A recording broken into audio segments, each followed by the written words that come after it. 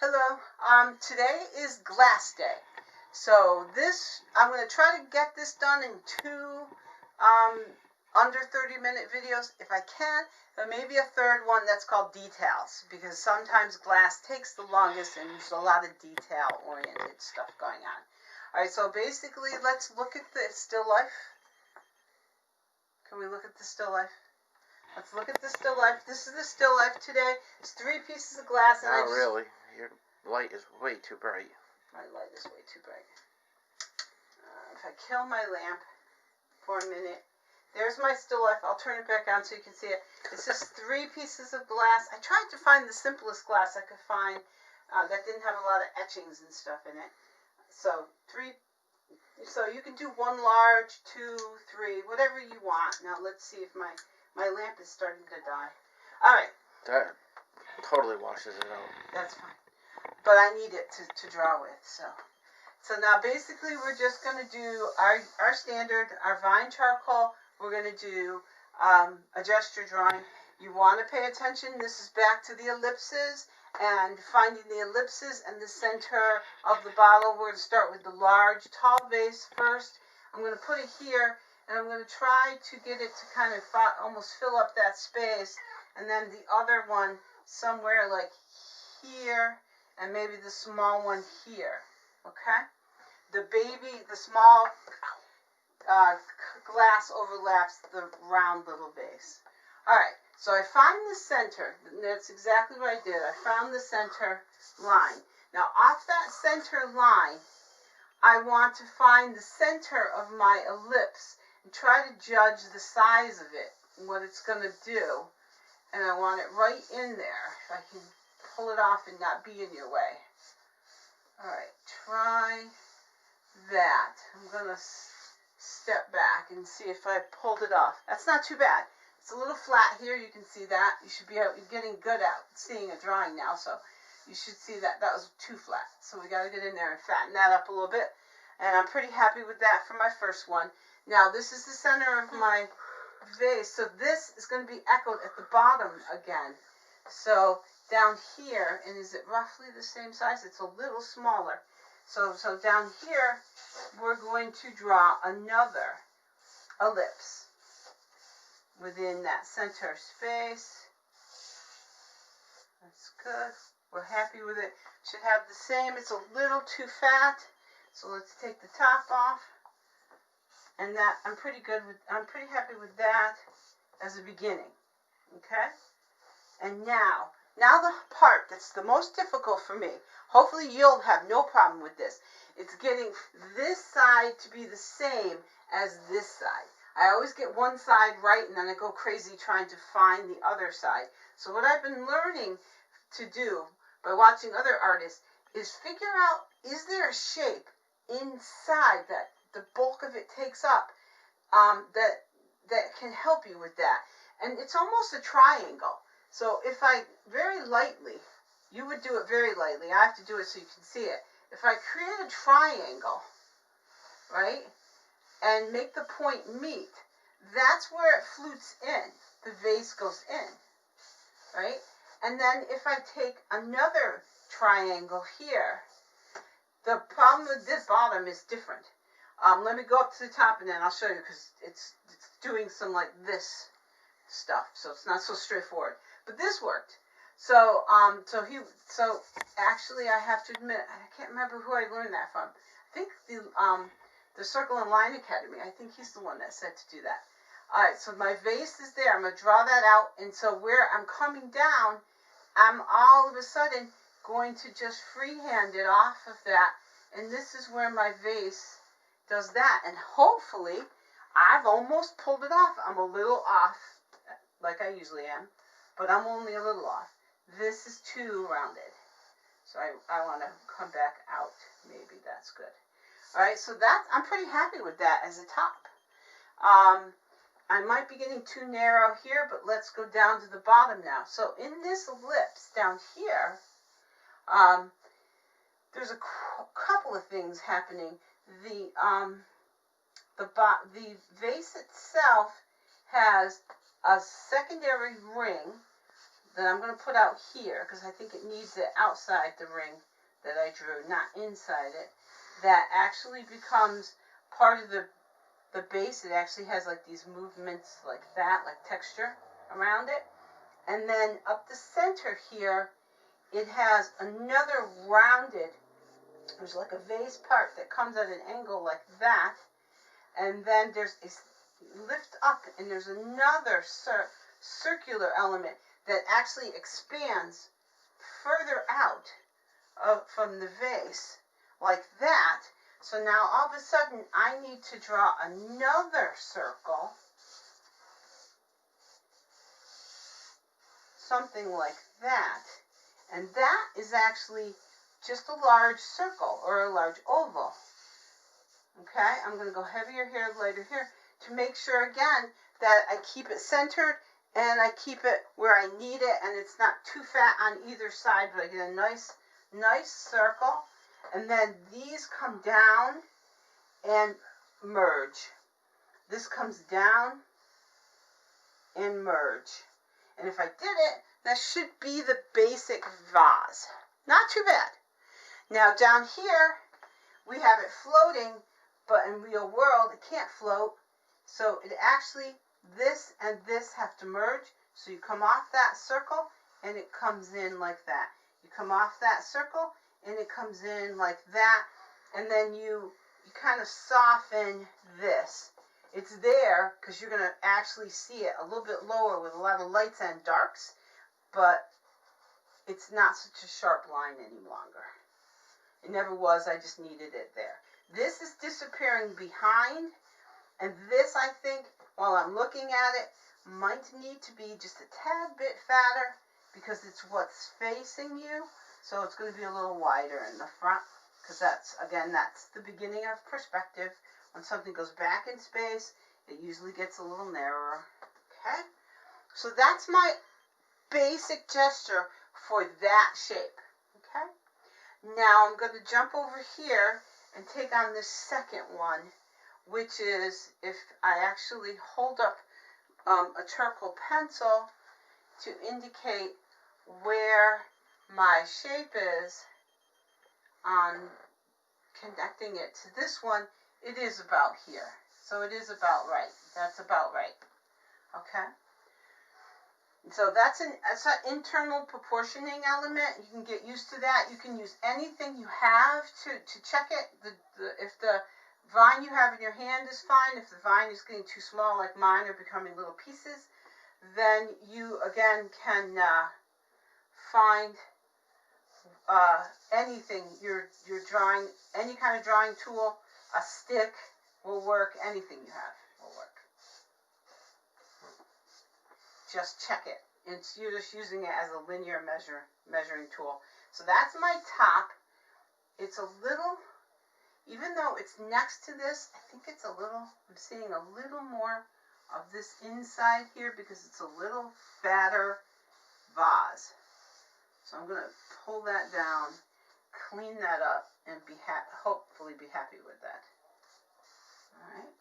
Now, when you come down here, this vase is just an absolute, and the circle comes right about here, right? I'm going to go a little higher. I'm going to go right about there. I think that works for my drawing. And again, it's always your drawing. So if you pull something, if something is a little bit further apart, but in your drawing you decide it needs to be closer, make it closer. It's your drawing. One of the few things in the world you're ever going to be able to truly control is your artwork. And everything else in life is a compromise. But artwork, it should never be a compromise. It should be what you want in your piece. But you have to defend it. You know, why did you do it that way? If you choose to do something counterintuitive to what everyone else did, as long as you can defend it and not say, well, because it was easy. You can't just say it because it was easy. And my husband is getting bored and listening to and watching, playing games on his phone.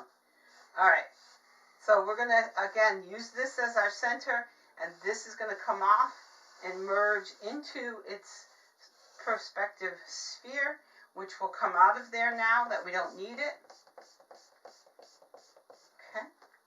And now we have to look at make sure we're good. I think we're good. Now we got to look at our base, because now I've got a weeble that wobbles. So now I've got to give it a base. And the base for this is just not quite double the size of this for its bottom. So I'm just going to get in here and try it right here.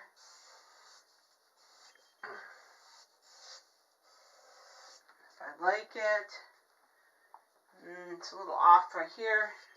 Get in there and fix that. Okay. And now this has to come down to it. So I have to fix that line. It has to come to here. And it actually has to come to here. So I jumped my line a little too fast. But that's okay. This is the back of the vase. You will see it. It will happen. I think maybe I went too far on this one too. I'm trying to play with that. I don't like it. I'm going to go that way with it. I'm going to go that way with it. Okay, good. So that is the basic contour, dropping it down to the absolute bare bones minimum contour. And now we're actually going to overlap in that little like wine glass or something glass. Is going to be right here in the front. So I'm going to start to teach you that things can overlap anytime you want them to overlap. So first we'll find the sphere and make sure it's right. That finds our center. I moved it, as you can see, from my original line. So I'll take my original line out of there and put the line down the center. Like that better. I'm going to first find the roundness of the actual glass itself right here before I try to bring in its little stem bottom. Alright, you got to turn that phone off or turn it down. Okay. I can get in trouble for putting songs on YouTube. I can get sued. Alright. I liked this accident. See that nice little curve? I really liked that accident. So we're going to go back and try to do that little accident again because I really liked that. That's pretty and it's cute. And the way that little thing creates a little dip, it's kind of what it's doing there. And I caught it by sheer accident. So let's see if we can do that again. I think we overdid it by trying to make the mistake again. Or the way we grabbed it. I think we might have. Yeah, see, that's too fat there. It looks like she's got a bulge. It's got a bulge on its hip, and that doesn't work. This is why I said I did it better up there than I did here. This is what I end up spending a lot of time going, nope, that's not right. Nope, that's not right. That's not right. So if you break it down to a simplest shape and follow the contour of that shape, it is a better way than fighting with trying to get the exact size. All else fails if you know how to do it. If you know how to make what is called a stencil, you can draw it and put paper and turn it, but you got to flip it, and that's a little bit harder to do. It can be done. You can draw it on a piece of relatively thin paper. You can put it to the window, draw on the opposite side, and then darken with charcoal the side that you drew on, flip it over, and repeat the curve by pushing through the paper. I have done that. I've done that with hands in portraits because I got the hand to work on another sheet of paper, but I could not get it to work on the portrait. So I have done that with drawings and setting up for paintings as well. All right, so now I'm happier with that. There is a little fat stem that comes off this thing down its center. So we're going to put a little stem there. And then from the little stem, we're going to find the bottom. It's going to overlap the stem. I think I made that just crooked, to be honest with you. Not drawing as well with these spheres today as I did last time. Alright, so we're going to go back in and fix that because I don't like it at all. And I'm wondering if I'm seeing too much Let me step back. Actually, that's okay. Because what happens is we erase this center. Notice all of a sudden it's starting to look better. You take the little vase, the little stem, darken that so you can see it. The little stem comes down and just goes in. Comes down and just goes in. And when we're shading, there are secondary elements like this that come up and actually make a couple of various half circle elements. And I think that will help you out with it. And I'm still not happy with that. Let's do it again. Alright, so we have a circle. Inside the circle, that I see, it's very necessary. This comes out and becomes part of that third and final circle inside. Okay, that's better. I like that better. There is also some dark elements that are going on in here, also in here, and you'll see when we, which also indicate that this is rounded, a narrow rounded element. That's pretty good. I'm not totally happy with it, but almost. Let me fix it. I don't like that. I felt I made it a little too fat there, but I felt I didn't make this clear enough. Alright, step back. Alright, good. Now, cast shadows, and this kind of stuff is where glass becomes a little more complicated. We're going to go back to this tall one, because this tall one, I didn't get any detail on these. These are just basic outer contours. Now let's go in and try to clean up our contour. This vase has to have a lip. It has to have the thickness of the vase itself, like we did with the two round forms that we drew. The black cup. I can't remember the other one, but I know we had the black cup. So this has to come in here. This has to merge to this. This has to come here and again merge to this. And then what we're going to do is clean this up. And I'm wearing my glasses today because the detail is such that I needed them to see this, to see the still life. I don't need them for close-up. I need my glasses for far away. Alright, so now we want to make sure that our lips is doing what we need in here, and it's becoming the thickness of the glass vase itself. And that we're getting a pretty good likeness, and that's actually good. A little thick here. I want to narrow that out a little bit. Okay. Now, this vase has some linear elements going on, and it was the simplest one. There's some that are like patterned, and I'm like, no, that will take way too long. So we don't want it. It doesn't come on center. The linear line comes in half the width. So we're going to go like this. Try to find it lightly first, and then I'll go back and darken it so you can see it. There we go.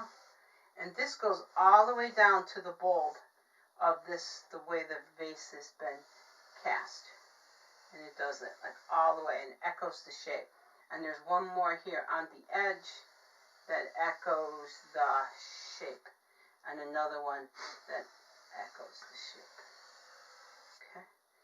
And then here we have to figure out, we're going to start erasing some of this to clean up so that we can figure out what is it we're looking at now. And we are looking exactly, this has a roundedness to it, like this is rounded. Okay? So what we have to do is these rounded elements come to that line. They come to that line and they do almost like a half circle indent right about there, where we would take this one out and this one out, but we would leave these, if that makes sense.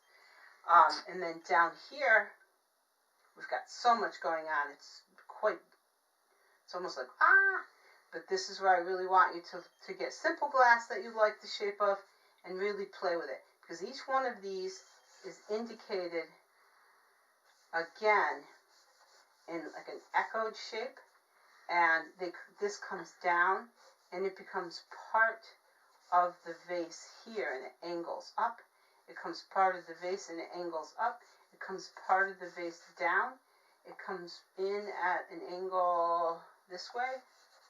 It comes in at an angle this way.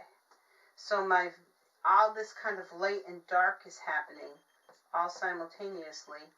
I want those out of there, but I need this because it's going to be a little smaller because it's coming through the glass and it's a little bit warped, and this is the back of the glass. So now we're playing with things that are transparent, so we have to try to figure out what is forward, what is far back, and when you're shading, that's going to be where it really becomes at times confusing. But again, just draw what you see and step back, and it will probably have worked, just because you're getting better at drawing with charcoal and better at drawing what you think the shadows are doing and how they're behaving.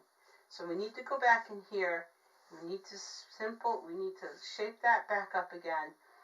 This now has this weird element of pattern. It's coming at an angle like this, but I think we're not going to worry about that so much until we start to shade.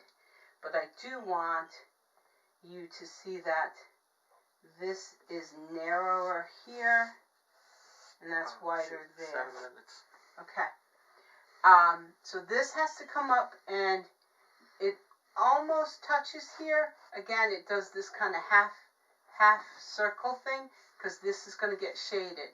It comes up and does a half circle thing because this is going to get shaded as if it's an indent. So I'm going to draw it like that so you can see it. Now on the inside, this is also happening. It's happening almost the opposite of these. There's one here, there's one here, there's one here, and there's one here. And these are doing the same thing. They're creating like an indent of dark. An indent of dark. Lighter than this, but still there. Alright, so that's going to be my basic contour study for that piece. And we'll play with the shading on that. The ground shading is not a lot, and I'm not going to worry about a lot of it. It's got this nice cast shadow right here, which I'll give it. I'm going to put a plain line in at the back about here because you see it in the vase itself right about there. You're going to see it in this piece right about here. You don't see it in that one. So now in this one, we just have to quickly do the same thing. We have to create a lip so that you know there's a lip on this. And we're going to do a lip just like that.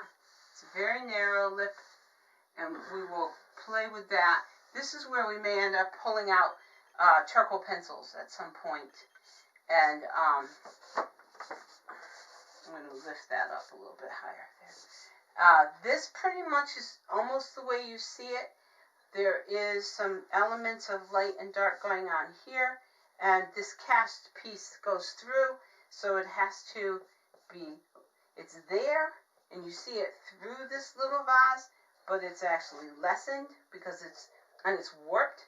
So instead of the line lining up exactly, sometimes it depends on the glass and the thickness of the glass. Sometimes it warps it, and in here it's warping it enough that the line inside is here, but the line on the outside is just a little off. So that also indicates that you are off because you're looking through glass.